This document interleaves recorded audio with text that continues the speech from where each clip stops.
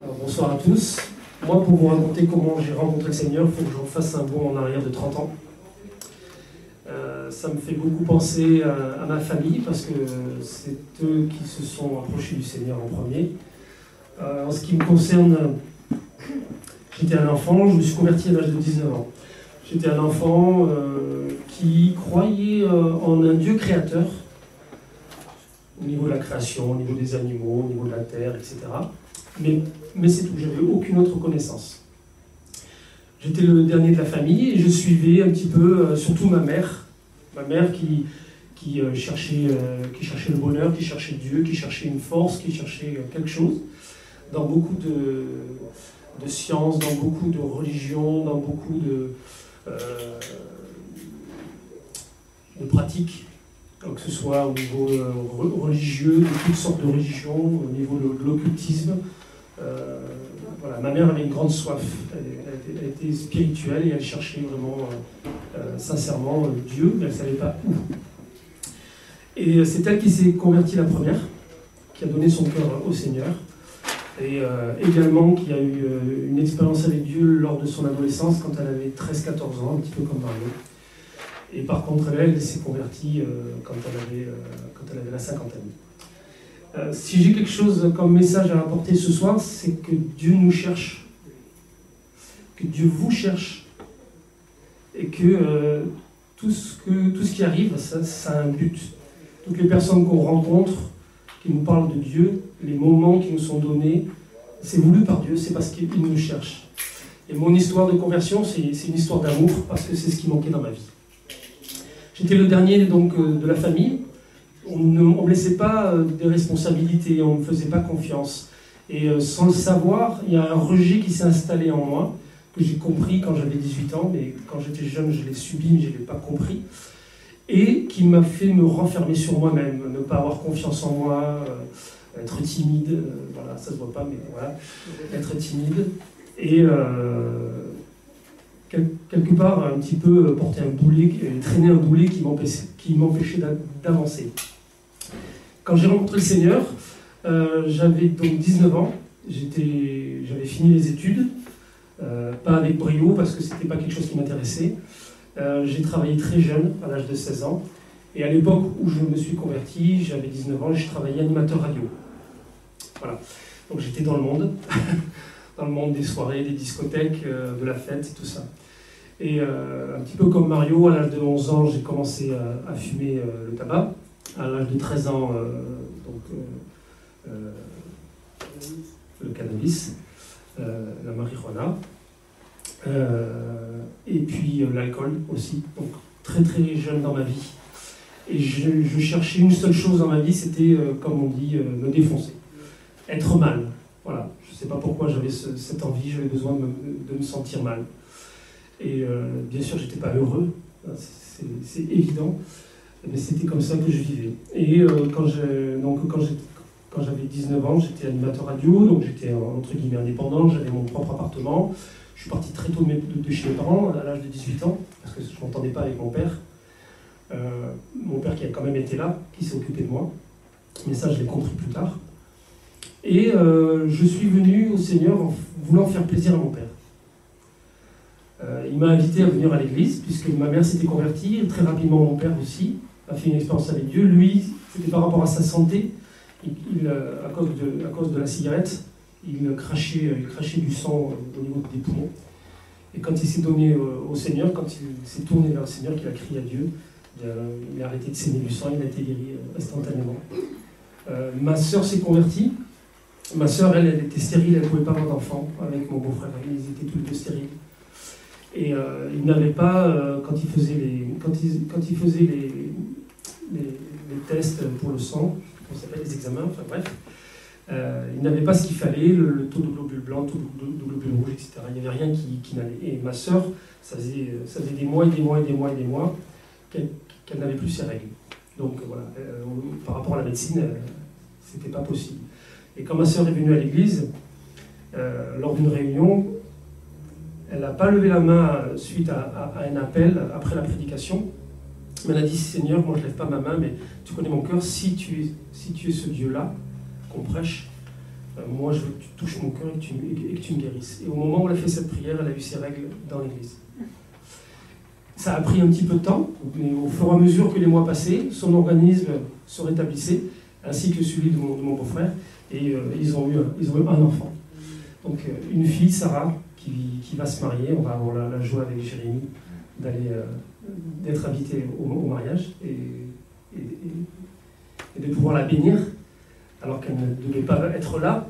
Mais le Seigneur non seulement a guéri ma soeur et mon beau-frère de la stérilité, mais en plus ils lui ont donné un deuxième enfant et un troisième enfant. Voilà. Le troisième enfant, lui, il est né prématuré et il n'a pas survécu. Mais suite à cela, ça a été une épreuve dans leur vie, et suite à ça, ils ont décidé de se donner entièrement à Dieu, de consacrer leur vie à Dieu. Et maintenant, mon beau-frère est pasteur.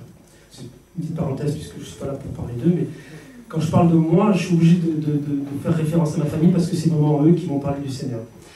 Et ce soir-là, quand je suis allé à l'église, c'était en Corse, à l'époque on était en Corse, à Ajaccio, une petite église, la Piétrine.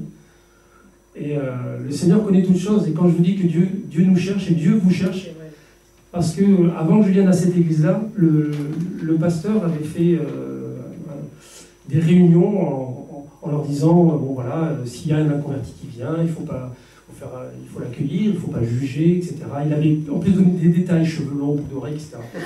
Et moi, à l'époque, j'avais les cheveux longs, boucles d'oreilles, voilà, j'avais des Santiago, bref. Et je suis venu dans cette église et je n'ai pas été du tout jugé. Et ce qui m'a touché le plus, c'est ce sentiment d'amour qu'il y avait. J'ai fait tous mes efforts possibles et imaginables pour essayer de comprendre la parole de Dieu, mais je n'ai pas compris la parole de Dieu. Le pasteur prêchait sur la multiplication des pains.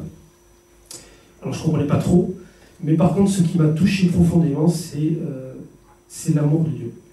Parce que derrière le prédicateur, il y avait un panneau en bois avec marqué « Dieu est amour ». Et ce message m'a matraqué pendant 1h30. Toute la prédication, j'ai été matraqué par ce message. Dieu est amour, Dieu est amour. Et alors que j'écoutais la parole de Dieu et que je ne la comprenais pas, et que j'avais ce message Dieu est amour, et que c'était ça qui manquait dans ma vie, parce que je souffrais de rejet. Et en fait, vous savez, on a l'habitude de dire qu'on a dans notre cœur un vide en forme de Dieu.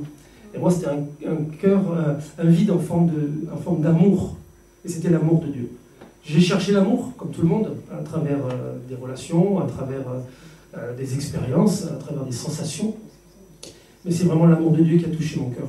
Et ce soir-là, je me suis mis à pleurer, j'avais les larmes aux yeux pendant des minutes et des minutes. Et je me demandais ce qui se passait, et j'avais une fierté.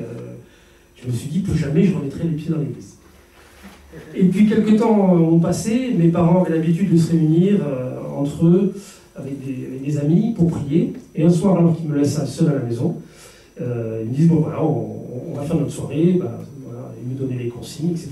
Et moi, je suis resté seul. Et je ne sais pas pourquoi, mais j'étais seul dans ma chambre, et j'ai prié pour eux. Je ne sais pas pourquoi. Je me suis mis à prier pour eux. Et quand j'ai commencé à prier pour eux, l'amour que j'avais ressenti dans la première fois que je suis allé à l'église, cette sensation, cette chaleur, cette puissance, je ne sais pas comment on peut l'appeler, et bien je l'ai ressenti dans ma chambre. Là, c'était autour de moi, c'était présent. Et là, je me suis tourné vers Dieu et j'ai dit, je sais que c'est toi. Je sais que la première fois, j'ai fermé mon cœur, mais là, je sais que c'est toi et je veux te donner mon cœur, je veux te suivre, etc. J'ai essayé de parler, j'ai essayé de dire des choses à Dieu, mais je sentais bien qu'il y avait quelque chose qui n'allait pas et qui bloquait. Alors, du fait que j'ai suivi un peu mes parents un petit peu de loin quand même dans leur foi, dans leurs expériences, peut-être qu'il y a eu des choses dans ma vie qui ont fait qu'il y avait quelque chose qui m'empêchait vraiment de m'ouvrir et d'aller au Seigneur. Mais je sais que j'avais à la fois une grande soif de ressentir cet amour, mais vraiment en moi, et à la fois comme un combat, quelque chose qui résiste, quelque chose qui ne veut pas, vraiment un combat. Et je me suis souvenu d'une parole que ma sœur m'avait dit. Elle m'avait dit que des fois, il peut y avoir de l'opposition quand on s'approche de Dieu, et que le nom de Jésus est tout puissant. Alors je me suis souvenu de ça et j'ai voulu dire le nom de Jésus. J'ai voulu crier le nom de Jésus. Et je ne pouvais pas. j'avais la bouche qui restait fermée. Je voulais prononcer le nom de Jésus et je ne pouvais pas. Alors, et là, l'oppression était encore de plus en plus forte. Donc là, j'ai su qu'il y avait vraiment un combat et j'avais vraiment peur, j'étais terrifié. Et au bout d'un moment, c'est venu du cœur, c'est venu sincèrement, c'est venu du plus profond de moi-même. J'ai crié le nom de Jésus. Mais c'est sorti à peine. C'était comme ça, à peine. Mais c'était tellement fort. De là, c'était un cri. Et quand ce cri est sorti, la terreur qui était autour de moi, elle s'est arrêtée. Et la présence de Dieu, je ne savais pas que c'était la présence de Dieu, mais cet amour, cette chaleur, cette paix que je ressentais fortement tout autour de moi, sur moi, eh bien, je l'ai senti en moi. Et de la tête aux pieds, j'ai été rempli instantanément. Et j'ai su que là, le Seigneur, il m'avait pardonné. J'ai demandé pardon à Dieu pour mes péchés. J'ai commencé à lui énumérer tous mes péchés. Puis je lui ai dit, Seigneur, il y en a trop, mais toi tu les connais, et je te demande pardon pour mes péchés. Et je savais que ce qui m'empêchait d'aller à Dieu, c'était à la fois d'ouvrir mon cœur, réellement, sincèrement, et puis de confesser à Dieu mes péchés. Pourtant, je n'ai pas été éduqué là-dedans, mais je pense que c'était réellement le Saint-Esprit qui était en train de me convaincre, voilà, qu'il y avait vraiment cette séparation, ce péché qui m'empêchait de pouvoir aller à Dieu. Et quelques temps après, j'avais soif, je venais de rencontrer Dieu dans ma vie. La première expression qui est sortie de moi, c'est « Waouh, c'est mieux que la drogue ». Excusez-moi, c'est pas très correct, mais parce que quand on prend ce genre de substance, on aime le ressenti. Et là, ce que j'ai ressenti, ça n'avait rien à voir avec tout ce que j'avais pu ressentir. C'était à la fois fort, puissant, doux, paisible, c'était extraordinaire. J'avais jamais connu ça. Et je me suis dit en plus, dire ça fait 19 ans, je me trompe. Mais j'avais l'impression que c'était toute ma vie. Et à partir de ce jour, donc j'ai donné mon cœur au Seigneur. Quelques temps après, un soir, dans la prière, j'ai prié. Alors pour moi, c'est toute la nuit, mais s'il faut, c'était quelques minutes, voire peut-être une heure ou deux. J'ai prié pour que Dieu me délivre de la drogue et du tabac, et Dieu l'a fait. J'avais des bons témoignages dans ma famille, puisque Dieu l'a fait pour ma mère, Dieu l'a fait pour mon père, Dieu l'a fait pour ma soeur, pour mon beau-frère. Donc j'ai cru que Dieu allait le faire pour moi. Il l'a fait instantanément. Instantanément.